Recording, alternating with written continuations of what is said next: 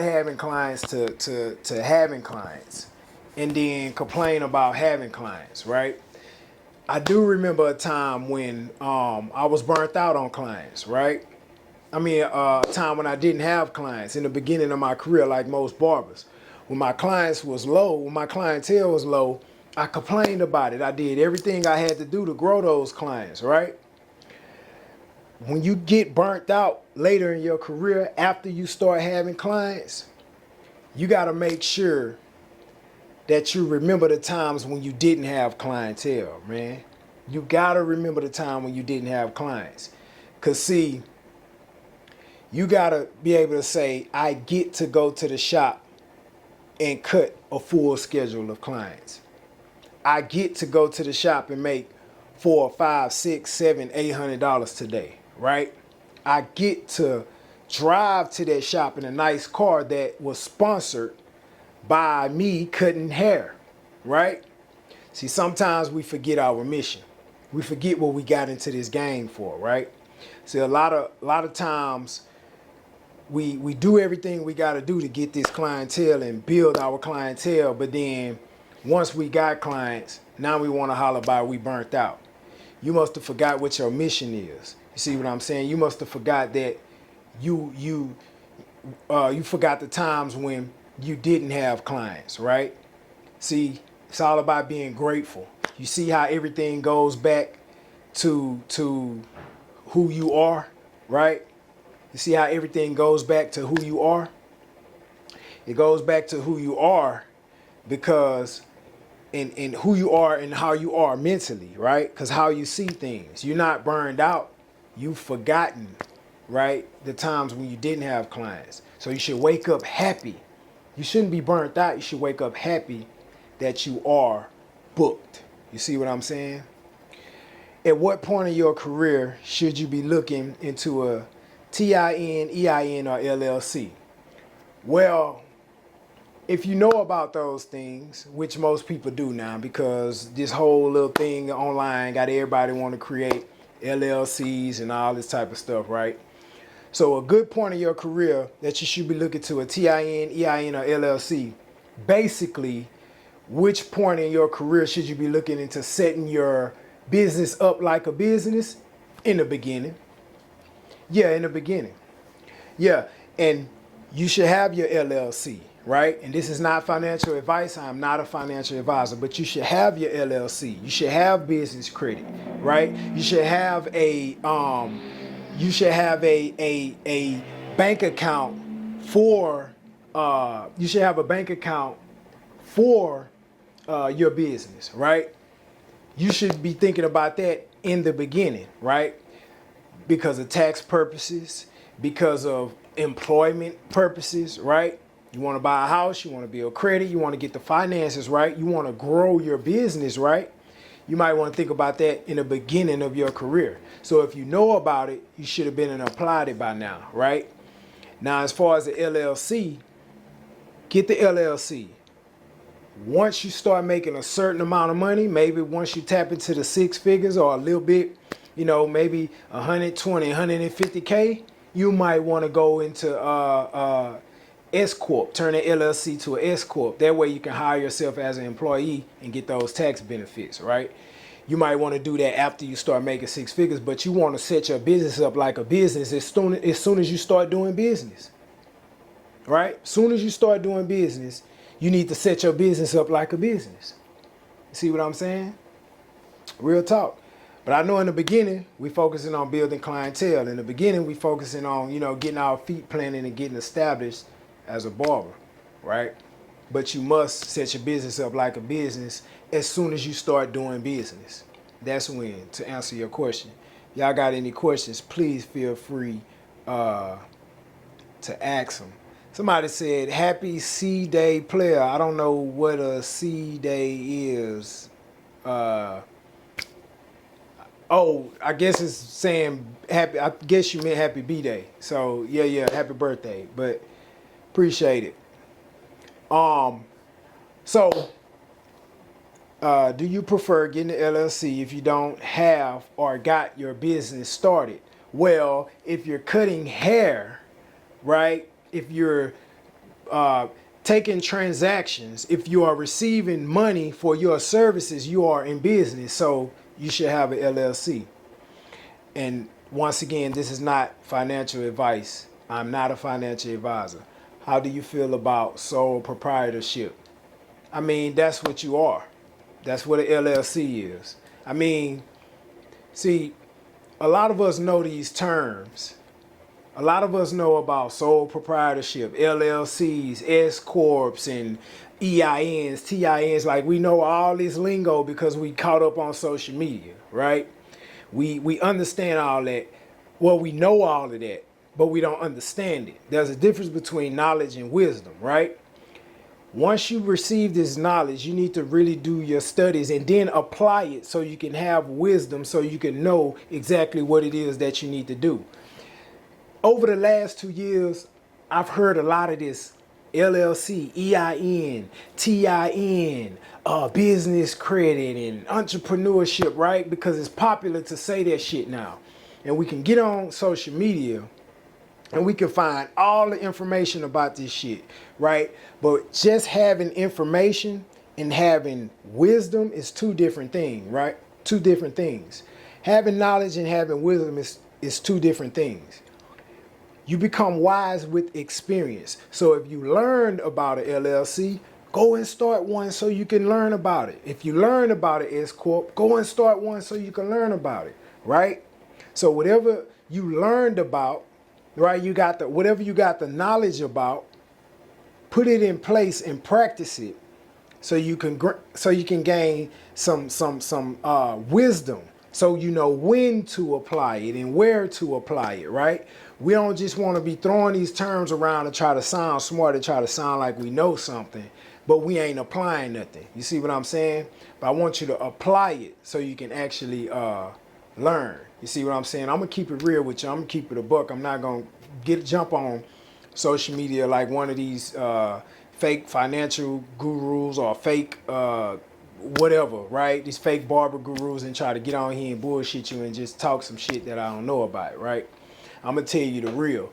But if you're gonna learn about LLCs, TIN, EINs, and tax and business credit and etc., then apply the shit so you can know, so you can gain some wisdom about it. You might fuck up, whatever, because no business is the same, right? Your money is in my money. Your transactions is in my transactions. Your credit is in my credit, right?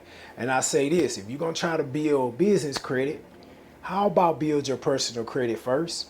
Before you start off with your business, thinking your business is so separate from your credit.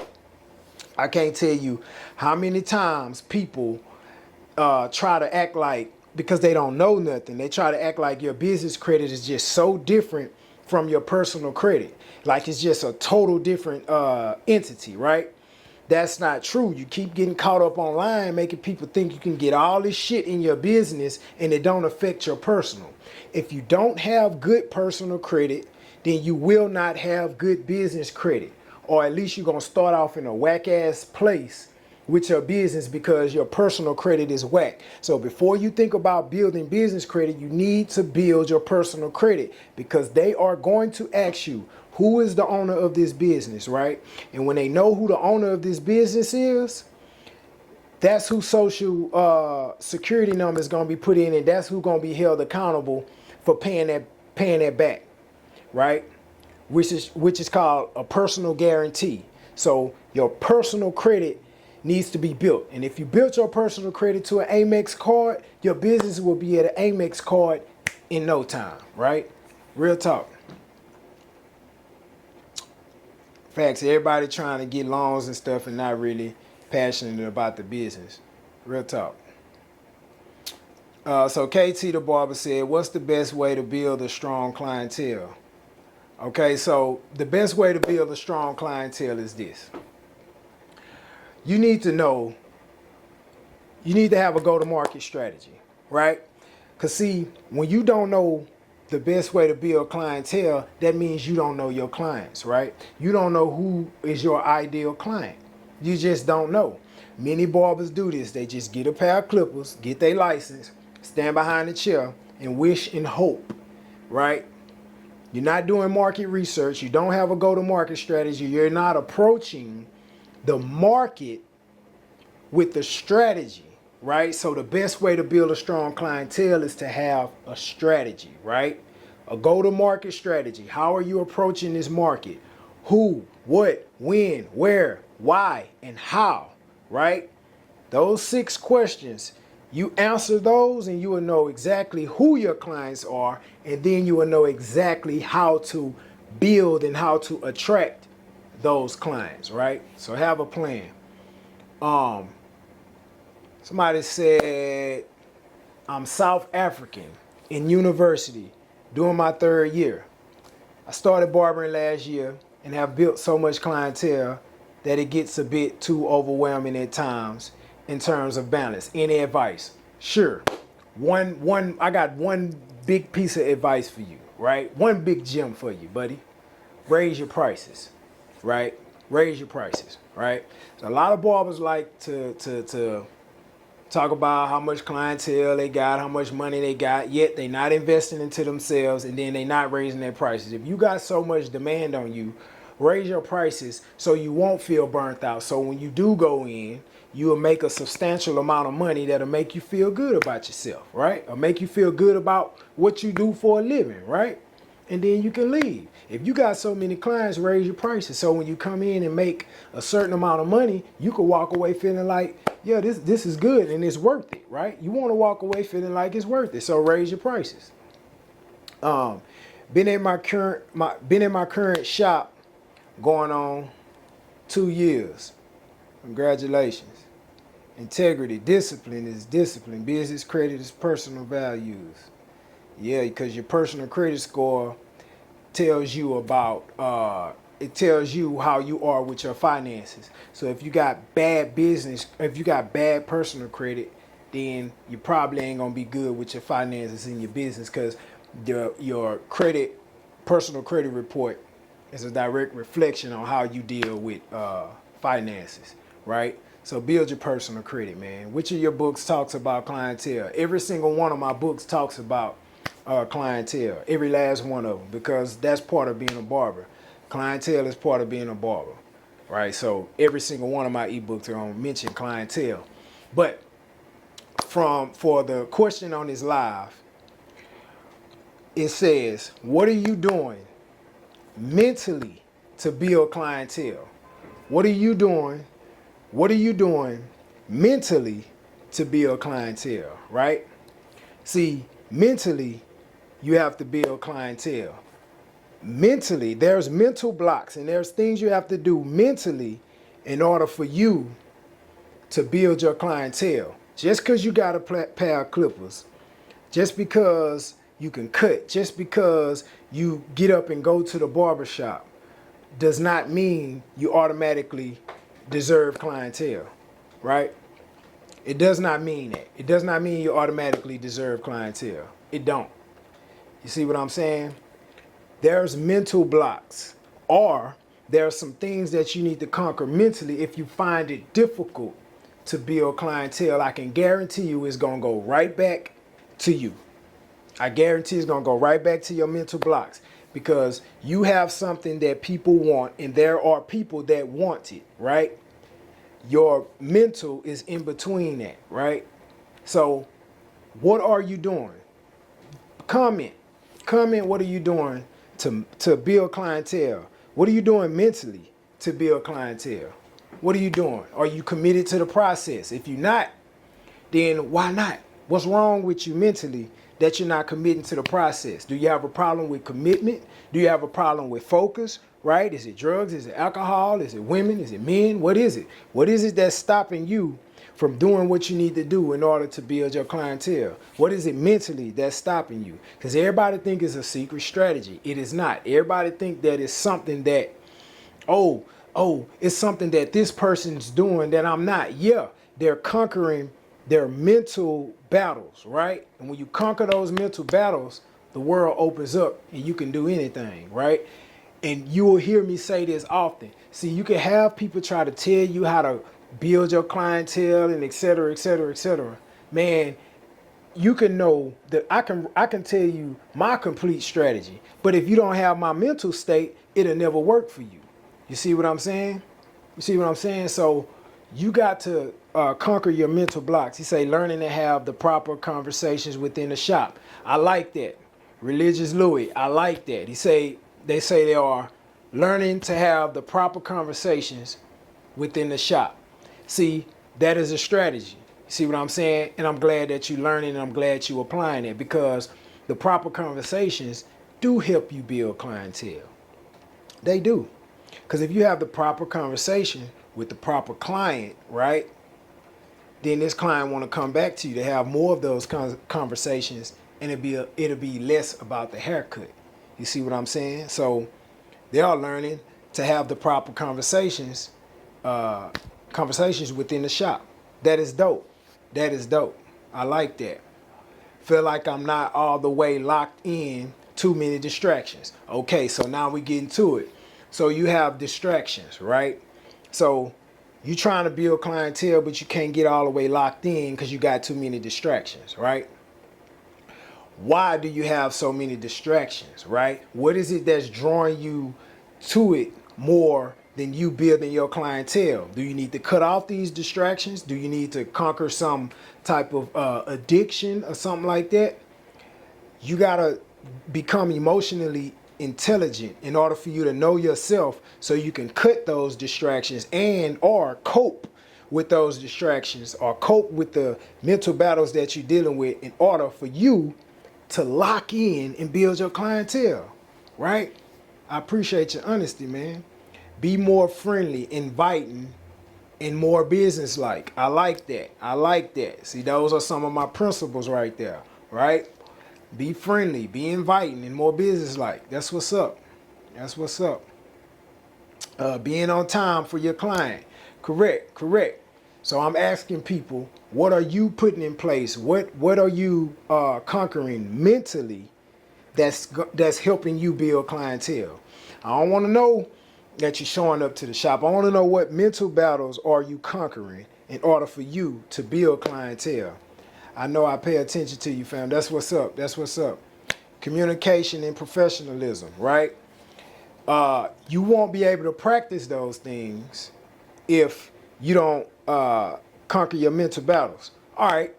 So I'm going to tell you, someone say, I'm going to get to that, but I'm going to tell you a battle that I had in the beginning, right?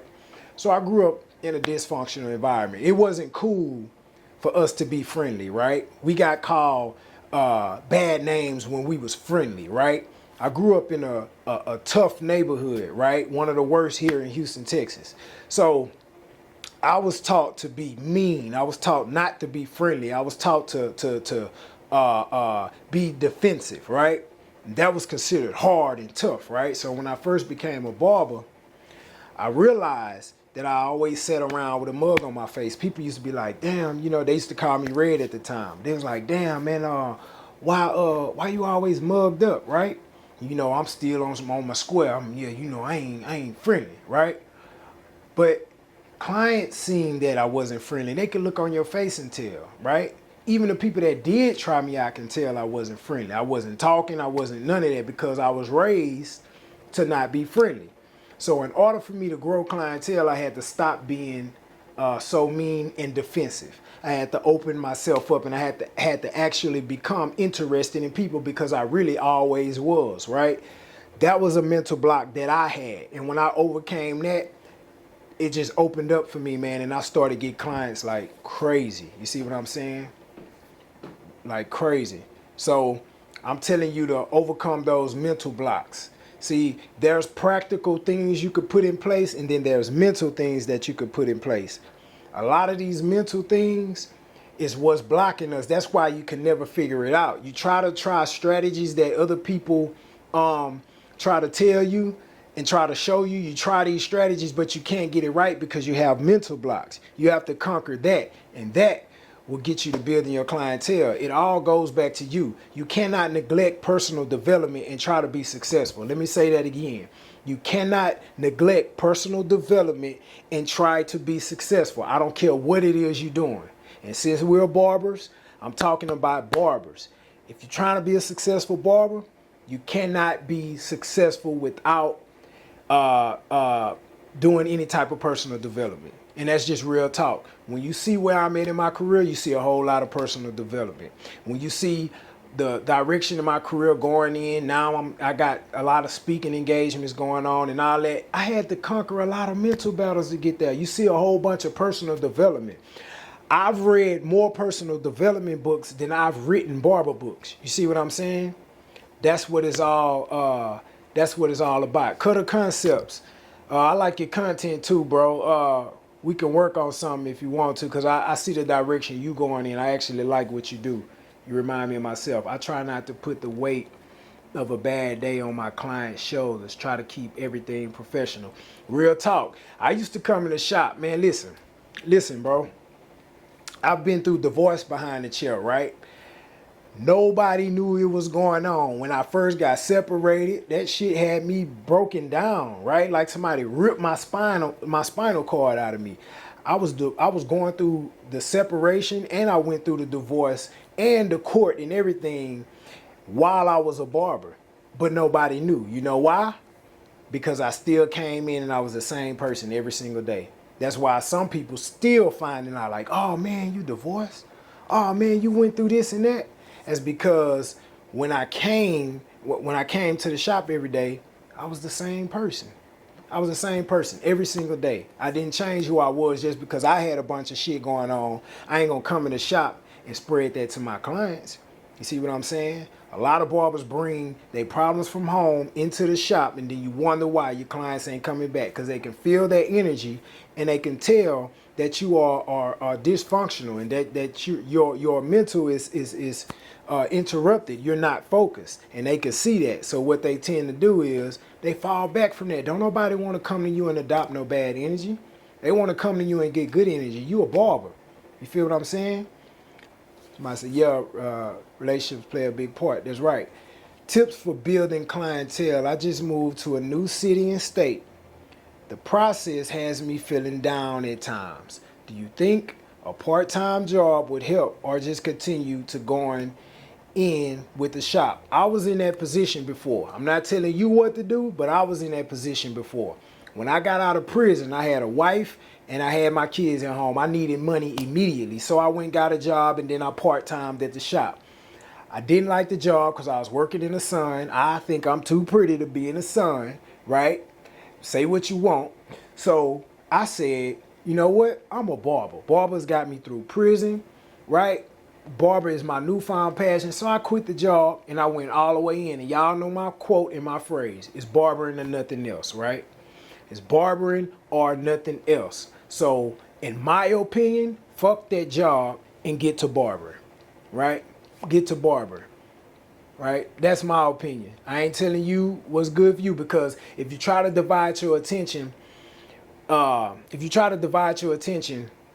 between a job and cutting hair, if you are dependent on the security of the job, then barbering would never become priority to you. You got to take a leap and depend on barbering and tell yourself, it's going to be through barbering. I'm going to sponsor my life through barbering. I'm going to make my money. I'm going to pay my bills. I'm going to feed my family through barbering, right? You got to tell yourself that, and you got to commit to that, and you got to stand on that, and you got to put your back against the wall and do whatever the fuck it takes for you to build that clientele and make the money that you need to make in order for you to provide for yourself and your family. What are some important ways to advertise with the purpose of gaining new clientele? Well, commit to the process. That's number one. Mentally, you need to commit to the process, and then you'll start to see that some things just open up to you. You'll get more creative, right? You'll start to find creative ways, because it's different and it's unique for every barber, depending on the area you live in, the type of services that you are providing, and what you are good at, right? So every barber have their unique way of marketing to the type of to the ideal clients that they want, and that's going to be different from you and from everybody. But what's not going to be different, and what's going to be the same for every barber, is that you have to commit to the process. And once you commit to the process, the creativity will flow, right? Once you know who your clients are and what they need, what they want, how they want it, and all that, then you'll know how to advertise to them. But you have to commit to that process, because you can know all you want to know, but if you ain't committed, it's not going to work. See what I'm saying? Do you think your book are for hairstylists? Absolutely. My books are really for any entrepreneur or whatnot, right? Any person any small business owner or technician who do practical work for money. It's for anybody. Absolutely. Absolutely. Let's see here. They say, man, you came a long way, brother. I respect you for real. You one of the ones, King. Keep working, boss man. You keep me going. Real talk, man. That's that boy A1 Calico, man. Texas in the building. Real talk, man. I appreciate that, man. It's been a journey. And my boy been seeing my journey from down in the beginning, man. In the beginning. Once again, what mental battles are you conquering, right? Or what are you doing mentally to build clientele?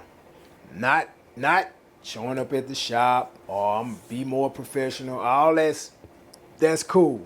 What mental blocks that you have? What things are you doing mentally when you wake up in the morning and you go to the shop? Or before you go to the shop, how do you prepare yourself to go to this shop, right? Or before you make a post, or before you do any form of marketing, anything, what are you conquering mentally that's helping you build? Help somebody, right? Thank you. I've been on your website several times. Man, I know a lot of people been on the website. A lot of people buy the books, granted. They are buying them like crazy, and I really appreciate that. But